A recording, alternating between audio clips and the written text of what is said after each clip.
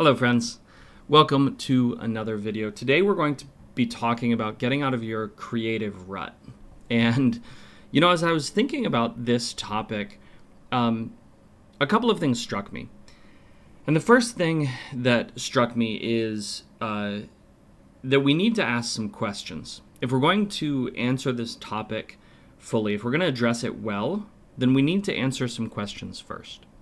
And the first question is, why do we get stuck? Why do we end up in a rut in the first place, right? The human mind is tremendously creative. It's amazing what we can come up with. And so this question of, why do we end up in this position where we have the same thoughts over and over and over again is a really important one.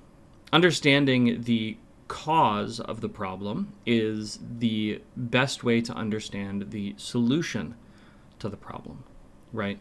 When we talk about operating from first principles, we want to understand the thing we're dealing with at its base component, and then we want to design from there.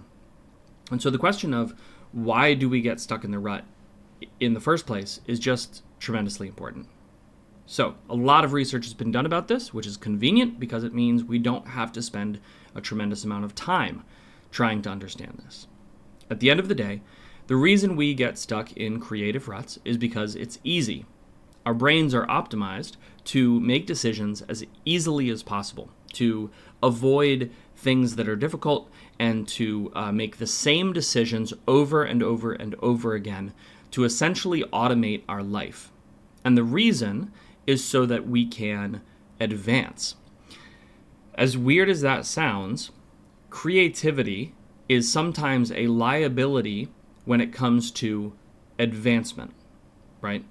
The more creative you are, the more things you're going to try. That's good. But the more things that you try, the slower you go.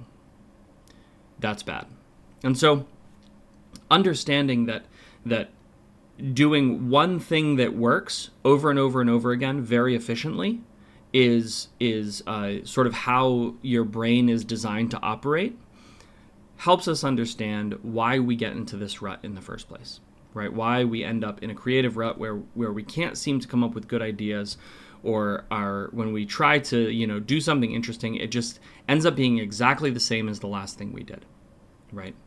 And for authors, this is particularly problematic. It's particularly problematic because readers, as much as they want to read something similar, which is, we're going to be talking about that quite a bit actually today, they don't want to read the same thing over and over and over again, right? They get bored of exactly the same thing.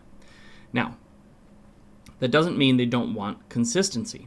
Just as our brains want consistency of action, readers want consistency of experience. And so they're going to read books that have the same themes, that have the same kinds of protagonists, that have the same general feel, and they're going to read those books over and over and over again. Some people will never get bored of reading the same book, right? This is why things like, murder mysteries do so well, because really, at their core, every murder mystery is the same. They're structurally the same. The themes are the same. The characters are, picked from a very small, relatively speaking, set. They have their set pieces. They have their cadences, and that's fine. And there are people who will just read murder mysteries, and they will read them ad nauseum. What they won't do is they will not read the same book. And there are always exceptions to the rule, but this one's a pretty strong rule. People don't just read one book for their entire life. No, they branch out. But because the reader wants consistency, they branch out into similar books to the one they're reading. So this then comes back to that, age-old problem, is unique content actually worth pursuing, right? Is originality actually worthwhile? And the answer is yes, it is, but a nuanced yes. And the answer is also no, it's not really. But again, a nuanced no. So let's talk about a little bit of nuance. And let's do it through the lens of this topic, right? How do you get out of your creative rut? What I would like to suggest to you is that you don't actually even want to get out of your creative rut. Instead, what you want to do is you want to widen the rut until it's a valley, right? A rut is very narrow. It is, if you don't know, it is made usually by a wheel, and it is as wide as the wheel. If a car drives over the same road a whole bunch of times, eventually it will start to create ruts, because that's where the tire always passes, right? It naturally falls into that space. And as a creative, sometimes we feel like we get stuck there too, right? Retreading the same path in exactly the same way over and over and over again. Now, imagine instead that you have a road that leads through a valley, and it winds through the valley. But at any point, you can turn off of that road onto another road that also runs through the valley. And that all of the roads, whether they run right or left, or whether they keep going straight, whether they wind around, whether they go over a bridge, crossing a river, or under a little tunnel, they all move through the valley, right? And they all move from one end to the other end, or vice versa. That is what we want our creativity to be.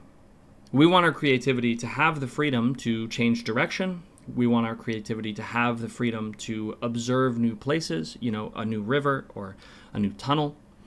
But we don't ever actually want to leave the valley. Hopefully you can see where I'm going with this analogy, but let me just break it down into really concrete terms. As authors, we want stuff that is new. We want to write new. We want to explore new. We want to experience new. Readers don't actually want new. They want familiar. They want to read books that are familiar. They want to explore places that are familiar. They want to meet characters that are familiar. And a little bit new. Just a little bit. And so how do we do that as authors? Well, we do that by establishing our creativity as a valley, as a place with a lot of different ways to get where we're going, as opposed to just that rut. So the question is, how do we do that? How do we transform this rut that we're in into a valley? Well, there's some pretty simple ways, actually. The first is that you should read a lot. You should read a lot. And you shouldn't read just in your genre. You should read other kinds of genres that are interesting to you. And you should look for the similarities between the things you read and the things you write. If you write, like me, lit RPG, then you want to be looking at all of the different fantasy and science fiction genres to try to understand what makes them interesting. You want to look for what works in those stories that also works in your stories. The kinds of things that you like to write. I love to write OP main characters, but the way you write an OP main character in a horror is different than the way you write an OP main character in a fantasy. It's different than the way you write an OP main character in a Western. It's different than you write an OP main character in sci-fi, right? All of those genres, all of those ways of telling stories have a different methodology for writing the same thing. In an epic fantasy, you can write a main character who does not get wounded, right? They go through the whole thing, and they are strong, and they are powerful, and they don't get wounded. They might struggle, right? And we'll talk about that in a second. They might struggle, but they never actually get physically wounded. You cannot write a Western without the main character being physically wounded in some way, shape, or form. There has to be physical damage that they suffer. Now, they can get shot, and then they can bounce back in a couple of days because that's really realistic. And that's fine, and people don't care about that. But in an epic fantasy, if a character is wounded, it has to be long-lasting. It cannot just be sort of hand-waved. Sci-fi is like this too, where if you have a main character who is wounded, they're expected to bounce back really fast because technology, right? There's this sort of hand wave for it. A sci-fi story, you have to have trouble with technology, right? The main character has to struggle in some way with technology either malfunctioning or rebelling or doing something to impede them. On the other hand, if you're in a Western, then technology is supposed to work properly. In fact, they're supposed to see new pieces of technology that work great.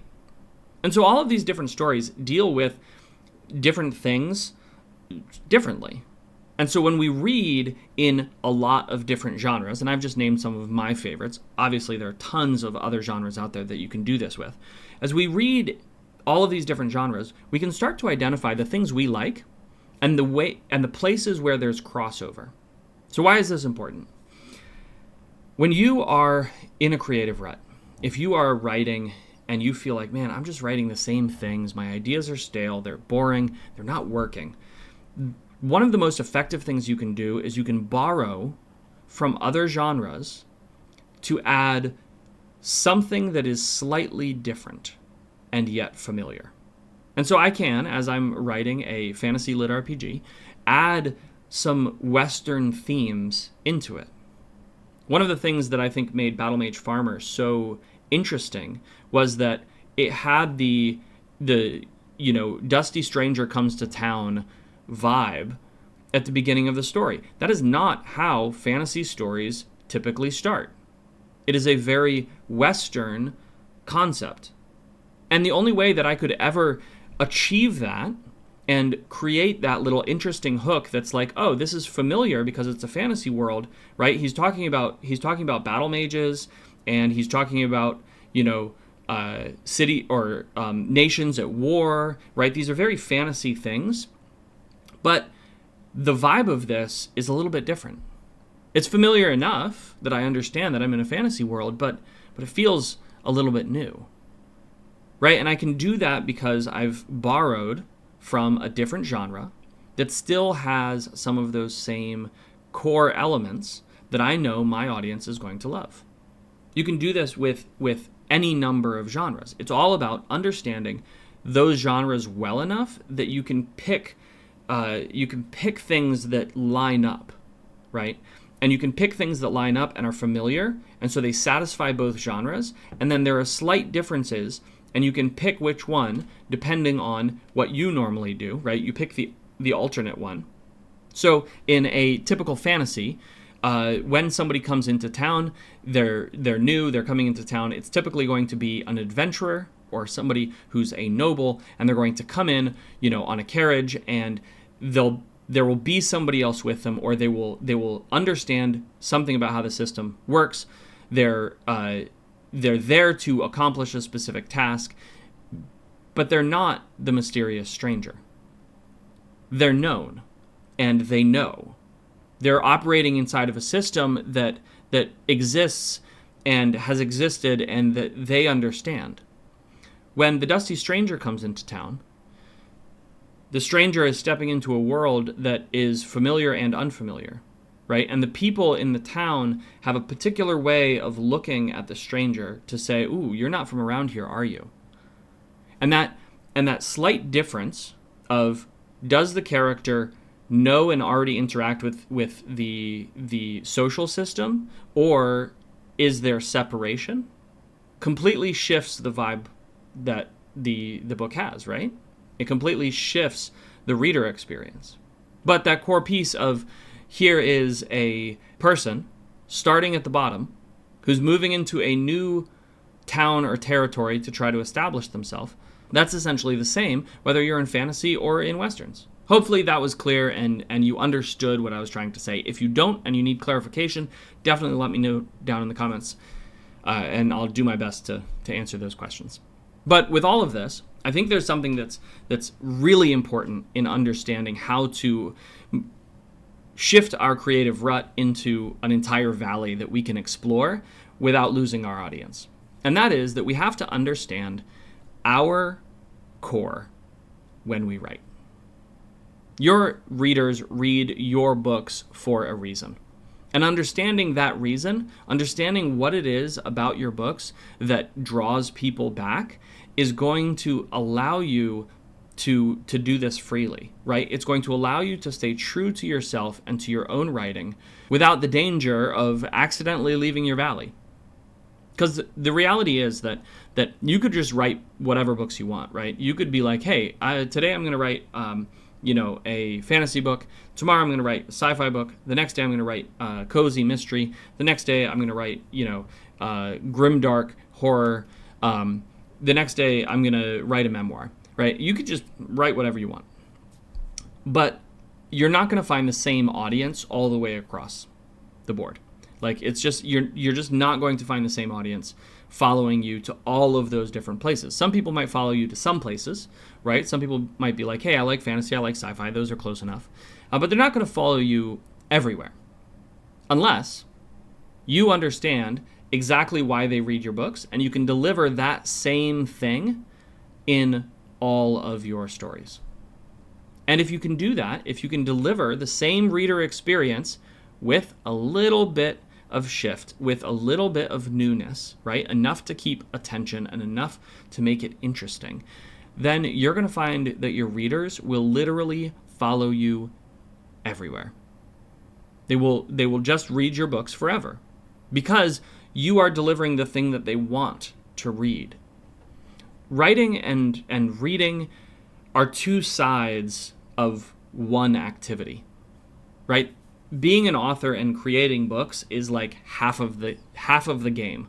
The other half of the game is the reader, who is imagining your world and creating your world in their head as they experience your story. And so understanding what your reader wants and what keeps them reading is going to help you define the scope of your valley. It's going to help you understand where you need to stay in order to maintain your career, in order to maintain your reader base, in order to maintain the core attractiveness of your books. I think that sometimes when we think about, being in a creative rut, we think we just have to change everything, right? We have to completely wipe away all of the old and embrace all of this new and just do everything differently. And that's not true. In fact, it's not even a good idea to do that. Instead, as an author, trying to maintain the core of why people love your stories and then branch out enough that you are taking them to see new places and you are taking them to experience new things while maintaining that core, that's what we want to do. We want to stay in the same valley. So hopefully this was helpful to you. If not, let me know down below in the comments. What is one thing that I can improve about these videos? I would actually love it if you could answer that question. I'm always looking to improve, and I'm only looking for one thing from each person. So pick the most important thing. What is the single thing that would have the most impact? Anyway, please like and subscribe, do all the things, and I'll see you in the next one.